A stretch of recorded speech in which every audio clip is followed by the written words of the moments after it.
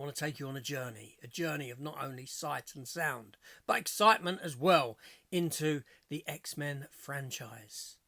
I want to revisit them with you. So let's do it.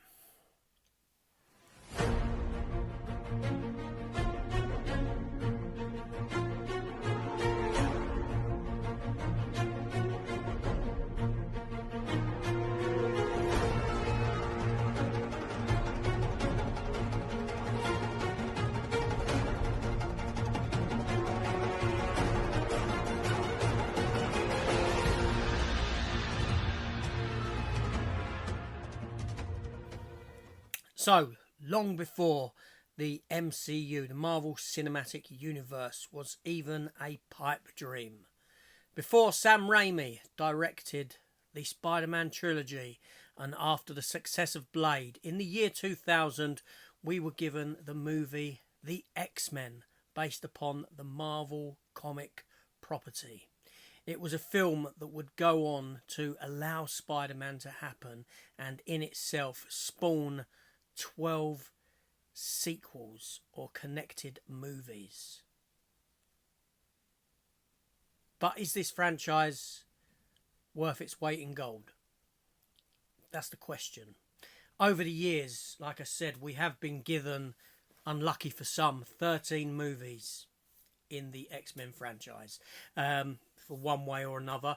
And, you know, they come at us. Some are badly received. Some are received really well.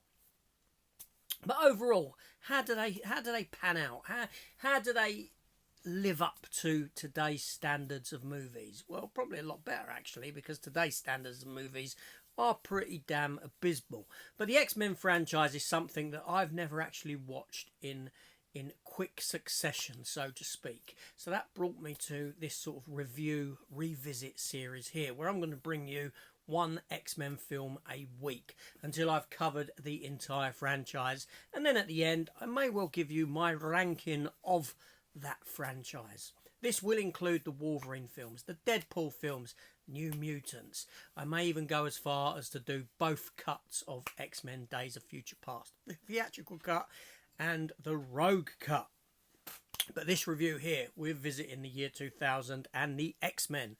So yes, the X-Men. This came out on August the 18th here in the UK in the year 2000. I remember going to cinema to see it and the excitement therein. It had a 12A rating and a runtime of 1 hour and 44 minutes. It had quite a modest budget of $75 million and went on to take worldwide a huge $429 million, opening the door for more X-Men films and for Spider-Man to get the green light after the success of this and the success of that first Blade film. The film came at us directed by Bryan Singer, who, for controversial reasons, is no longer anywhere to be seen.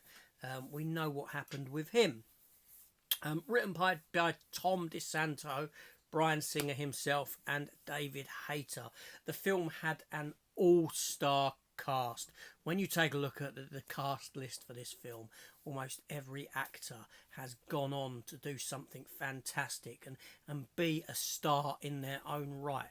We had Sir Patrick Stewart, perfectly cast as Professor Charles Xavier. Sir Ian McKellen, powerhouse performances from these two as Eric Lenscher, or Magneto, leader of the Brotherhood of Mutants. Hugh Jackman was cast as Logan, or Wolverine, and this was because Dougray Scott overran on filming on Mission Impossible 2. Imagine if Dougray Scott had got this role. Be a different kettle of fish then. Or maybe not. Who knows? What do you think?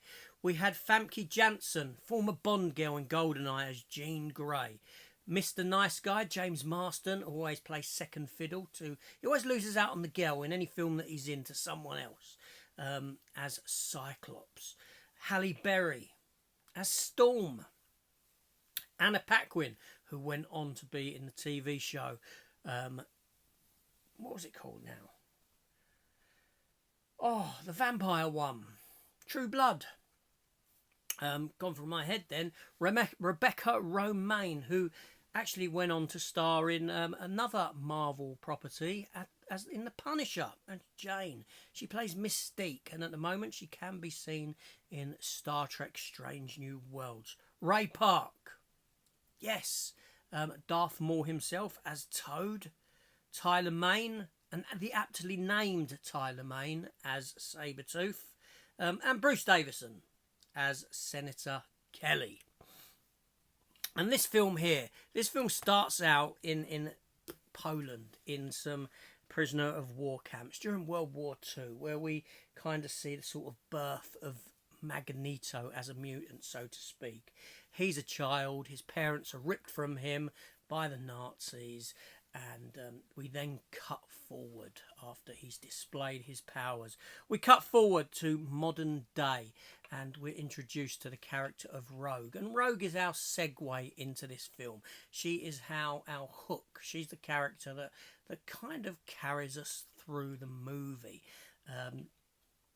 She ends up with a boy, and when the boy kisses her, he goes into shock. He falls into a coma, and she runs away from home because she can't touch anyone. Her powers, she drains their life force essentially, and she runs away. She gets in. She hails a drive, hitches a drive, and she ends up somewhere in Canada, snowy small town, where she's introduced to Wolverine. She meets up with Wolverine, Logan, who's cage fighting, and she comes to realise that actually he's special just like what she is, and she sort of stows away with him, much to his dismay. And then they get caught in a bit of a ruckus with Tyler Mane, Sabretooth. But they get saved by the X-Men, and they get taken to the X-Mansion, where they're introduced to the X-Men, to what Xavier's School of Gifted Children is all about. And so the adventure begins, and it goes on like that. And we have Magneto kidnapping Senator Kelly. Senator Kelly, who's working to bring in a sort of mutant registration act so that everyone has to identify themselves, because there's a lot of fear. There's a lot of fear going around about mutants, the next evolution of the human race, which has kind of been sped up, so to speak. He gets kidnapped, and ultimately Magneto has this generator thing that can turn normal humans into mutants, unlock their sort of mutant genes, so to speak.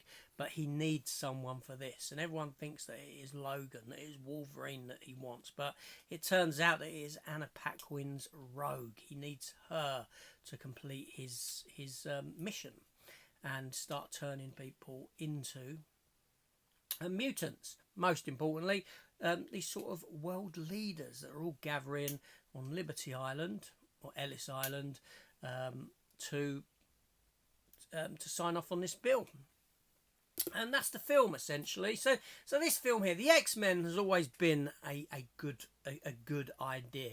All the Marvel films tend to sort of delve into a kind of reality, so to speak. You've got Iron Man, and he delves into sort of alcoholism, things like that. Bruce Banner is about anger. Spider-Man is teen angst, all this sort of a thing.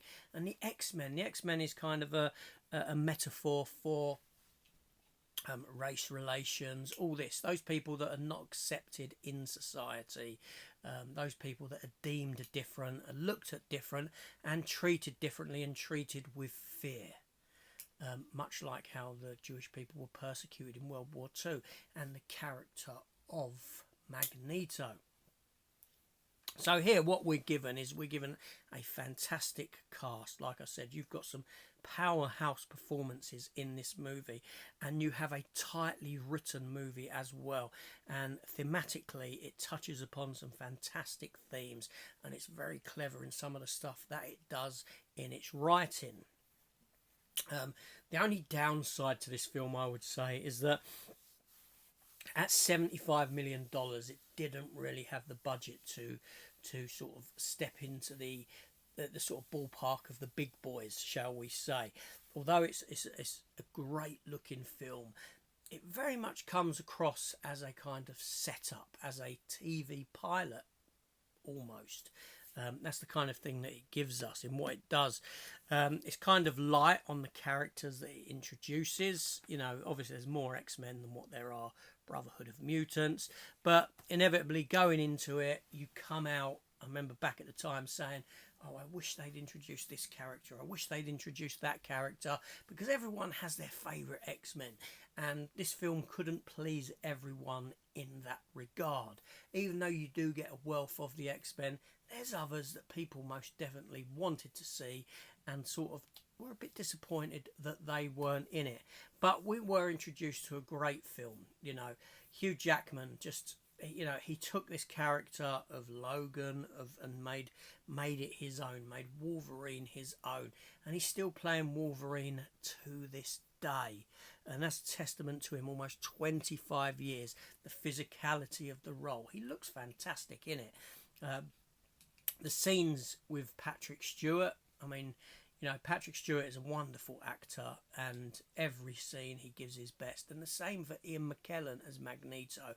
And when the two of them are side by side on screen, it's just fireworks. It comes to life because you've got these two individuals who are stage-trained actors playing off of one another with these larger-than-life characters that they just embody.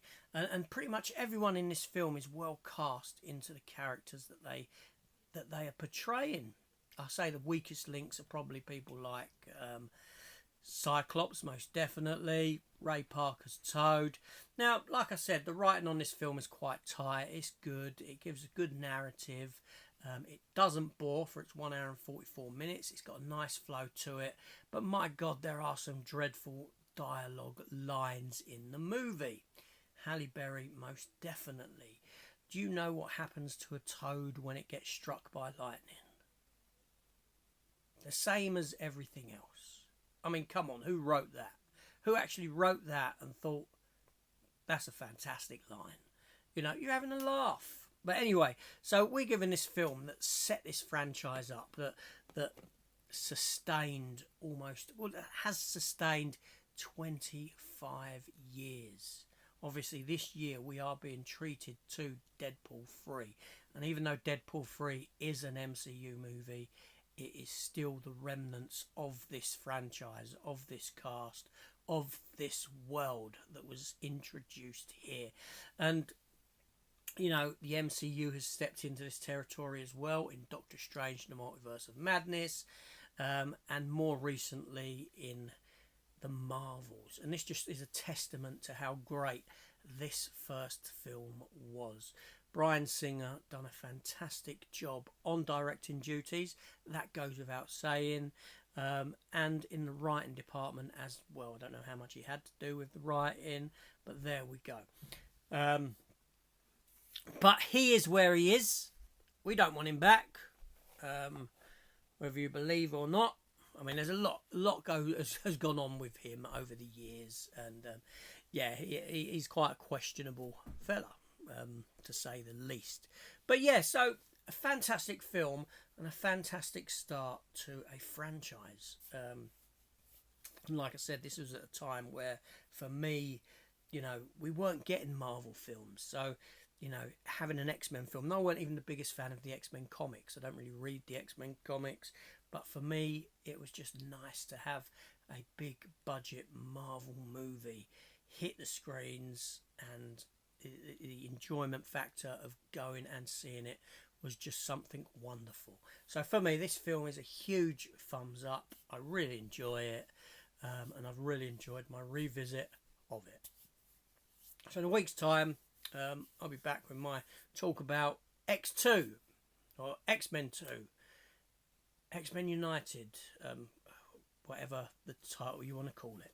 And until then, hit the subscribe button, come join the channel, maybe share the video, but more importantly, let me know in the comments down below your thoughts on this film, on the franchise. Like I said, I will cover them all because I want to see whether, in quick succession, whether they work or don't work as a one big world. Obviously, give the video that, or give the video that. It really doesn't matter. But what does matter is that I'll see you on the next one. Take care all, and goodbye.